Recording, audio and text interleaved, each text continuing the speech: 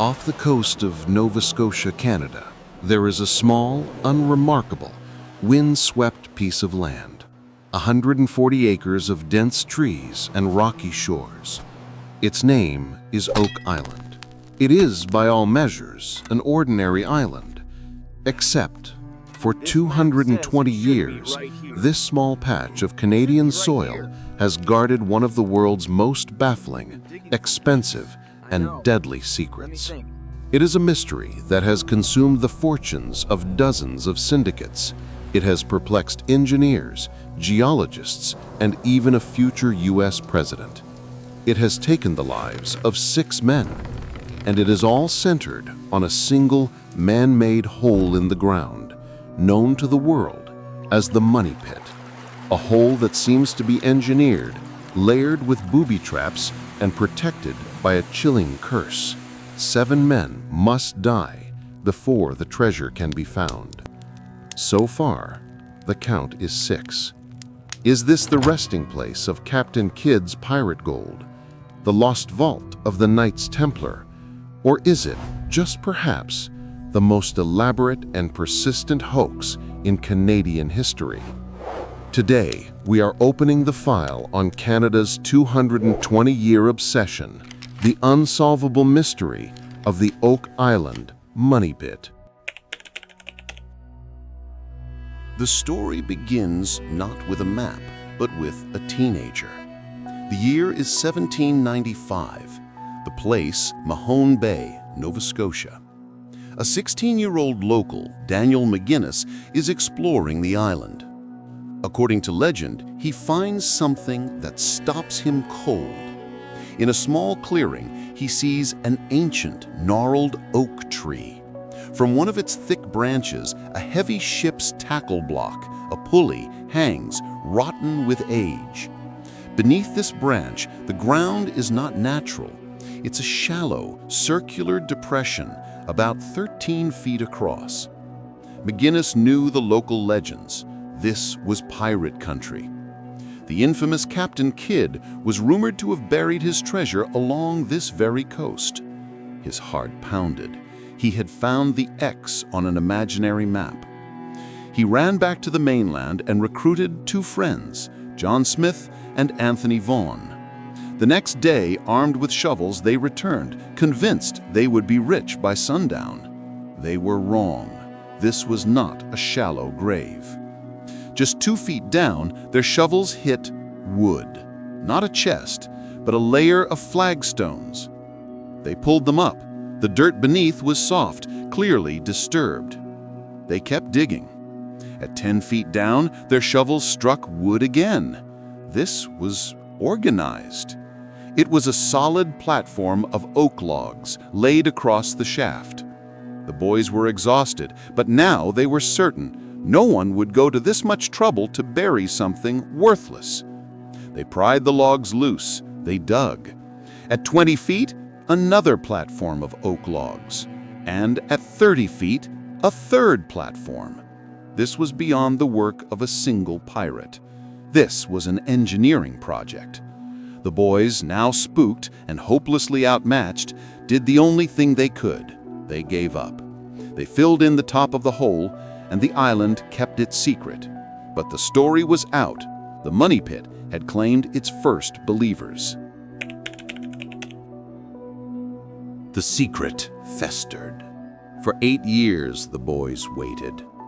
They were no longer boys. John Smith had bought the land, built a house near the pit, and waited. In 1803, they found a wealthy patron, Simeon Linz. He formed the Onslow Company, bringing the first real money and systematic effort to the island. This time, they weren't just bringing shovels, they came with a plan. The Onslow team re-excavated the pit, easily finding the 10, 20, and 30-foot log platforms the boys had left. This was their chance to go deeper. At 40 feet, they hit another oak platform. At 50 feet, another. At 60 feet, another. The scale of the operation was baffling. Who had done this, and why? Then, at 70 feet, they found something new, a layer of charcoal. At 80 feet, a layer of strange, fibrous material that looked like putty mixed with coconut fiber. Coconut fiber. In Nova Scotia. This one clue blew the mystery wide open. This material did not come from Canada. It came from the tropics. This meant the builders were not local. They were mariners with access to global trade routes. The excitement was frantic. They dug to 90 feet, and then they hit a wall. Not wood, stone. A large, heavy, flat stone about 3 feet long and 1 foot wide. And on its surface were symbols. A crude, cryptic line of code. They had found the 90-foot stone. They had found the Rosetta Stone of Oak Island. It was the first and perhaps last piece of direct communication from the builders themselves. At the time, no one could read it, but in the 1860s, a local professor of languages claimed to have translated the cipher. His alleged translation, 40 feet below, 2 million pounds are buried. This was it, the confirmation. The Onslow men were triumphant. They were just one night's rest, one final push away from unimaginable wealth. They went to bed dreaming of gold. They awoke to a nightmare. When they returned to the pit in the morning, they were met with a sickening sight. The money pit was full of water. 60 feet of cold, dark Atlantic seawater. They tried to bail it out. The water level didn't budge. It was filling up as fast as they could empty it. Slowly, the horrifying reality dawned on them. This wasn't just a deep hole. It was a trap. The Onslow Company, defeated, tried a new tactic. They would dig a second shaft, parallel to the first, and then tunnel across at the 100-foot level beneath the treasure. They dug their new shaft. They began to tunnel, and the water came rushing in. They hadn't just hit a spring. The builders had engineered a flood tunnel.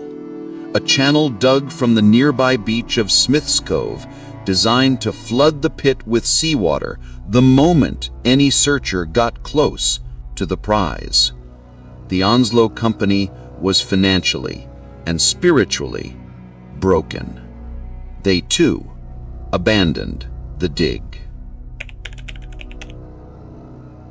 The pit lay dormant for 40 years.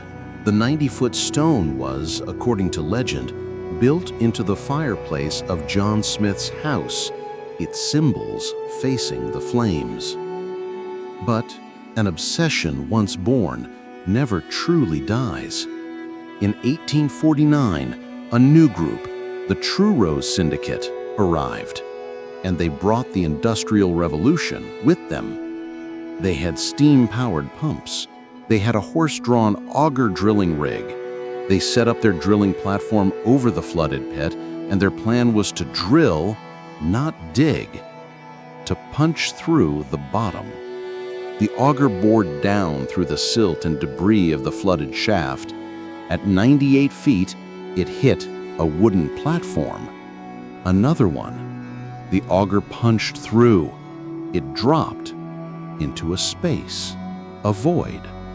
Then it hit another platform. It punched through that. Then another void and another platform. The drill was punching through what felt like chests. The Truro men were ecstatic.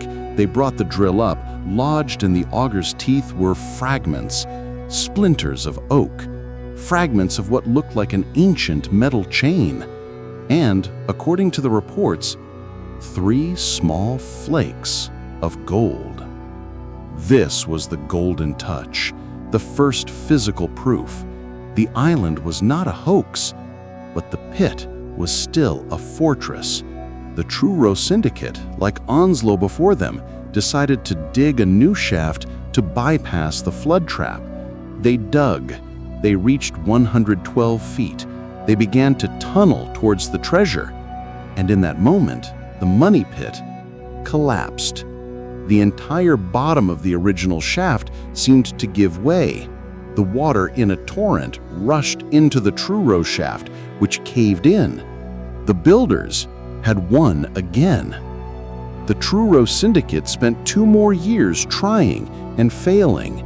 And then, in 1861, the island claimed its first life.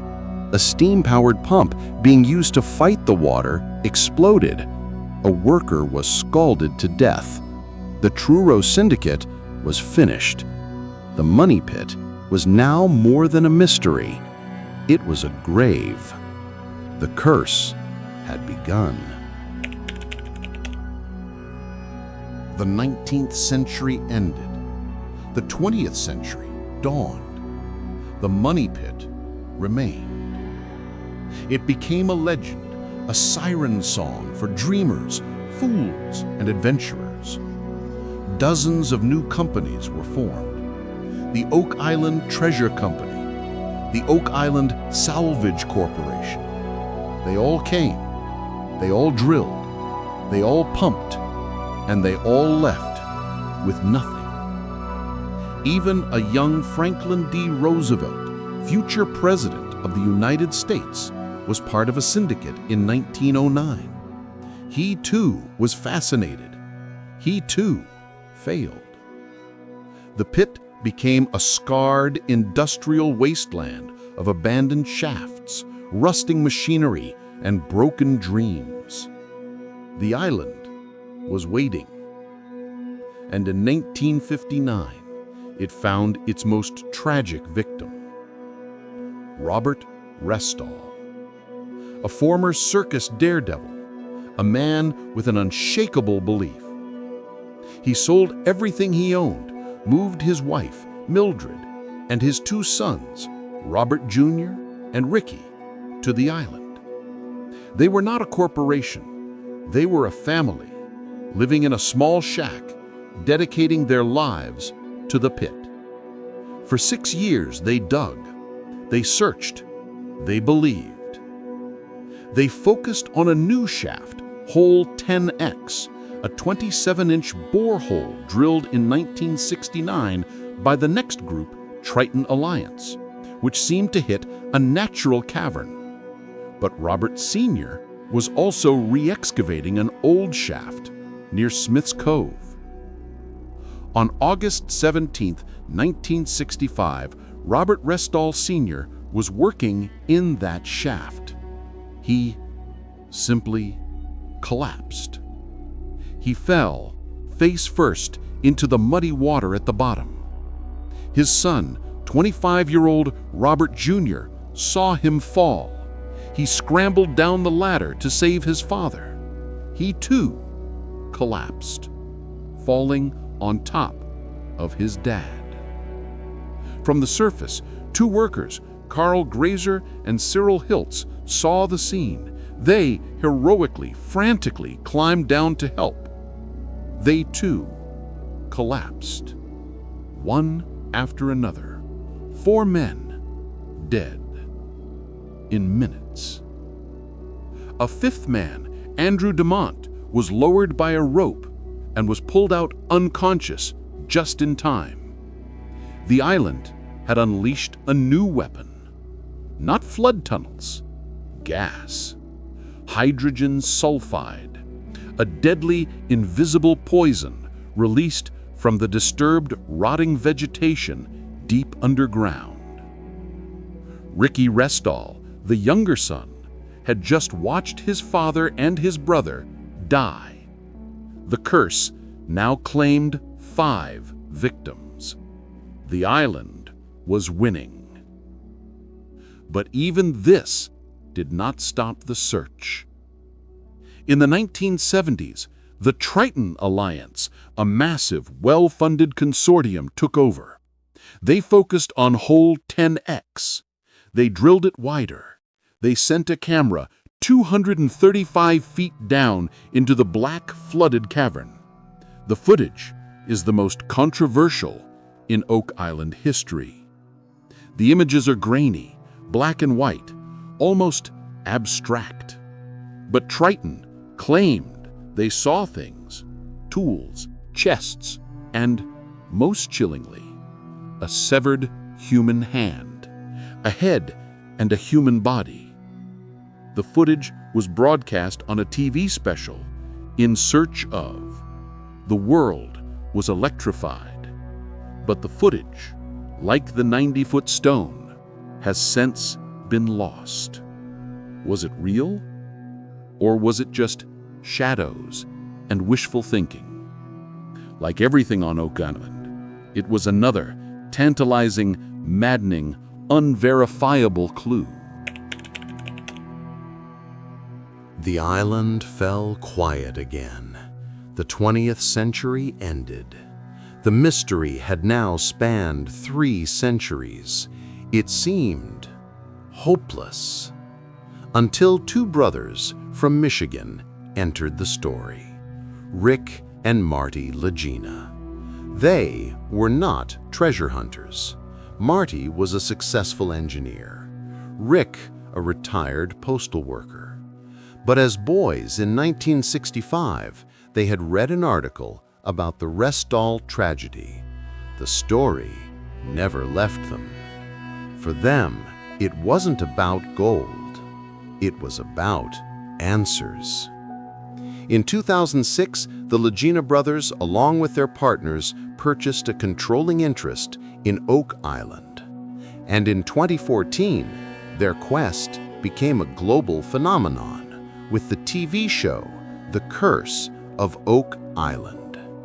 This was the largest, most technologically advanced, and most expensive assault in the island's history. They brought everything: ground-penetrating radar, sonar mapping, seismic testing, heavy-duty excavators, dye tests to trace the flood tunnels, vibrocore drilling. They hired geologists, archaeologists, metallurgists, and historians. They were not going to be beaten by a 220-year-old trap. They began to find things. In Smith's Cove, they rediscovered the 19th century searchers' dams, and beneath them, they found the original flood tunnel system, a complex box drain structure, confirming the 1803 theory. It was real.